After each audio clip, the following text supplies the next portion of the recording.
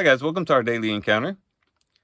As we're going through our readings and we're coming across these various passages in the book of Proverbs, it might be that some respond to these passages in a discouraging way. They might be discouraged by these passages that talk about the importance of following wisdom, as we see wisdom presented in such a high way, with such a high standard. And a person might read these passages and think about mistakes that he or she has made in the past, or insufficiencies within them at the present moment, or even future challenges that they just don't feel like they're up to and responding in a wise way. And these passages that encourage wisdom might actually become a discouragement.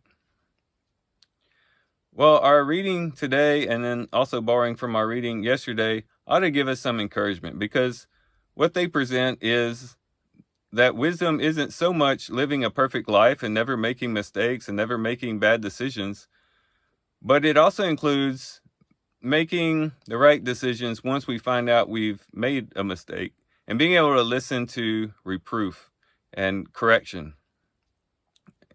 Some people who want to live a wise life and want to be known as wise people oftentimes are very defensive when you come to them with reproof, because they think that living a wise life is all about living a perfect life, and so they can't allow any room for correction.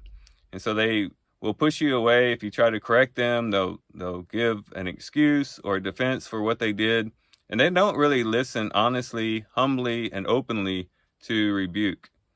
But that's all a part of wisdom. If you want to be a wise person, you listen to reproof. From our reading yesterday, we read verse 8, where it says, "Do not reprove a scoffer, or he will hate you. Reprove a wise man, and he will love you." And the very fact that talking about reproving a wise man implies that a wise man can make mistakes. But the difference is that a wise man will love you if you reprove him. Yes, tell me what I did wrong so that I can correct it and be better in the future. Continuing in our reading today in verse 9, it says, "Give instruction to a wise man, and he will still be wiser. Teach a righteous man, and he will increase his learning." So wisdom is not really an end that we ever get to, but a process. And it's done by being humble. It's done by listening to what other people are telling us about ourselves. Not becoming overly concerned with what people think about us, but at the same time, when people give constructive criticism, we listen to it, we take it in, we meditate on it and see if it's good advice. And if it is, we take it in and we implement it in our lives, and we try to correct those mistakes that we've made.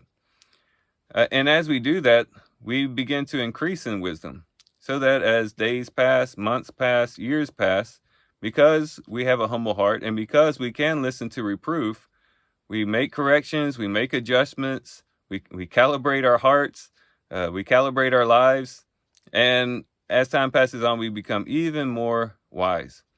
So let's be encouraged today by our reading today, not to feel pressured to live a perfect life just because we're following after wisdom, but to be encouraged to understand that we do make mistakes, but when we do make mistakes, we listen to correction and we make the proper adjustments. So with that, guys, I do thank you for watching the video today. I hope you guys have a great day. Love you guys. God bless.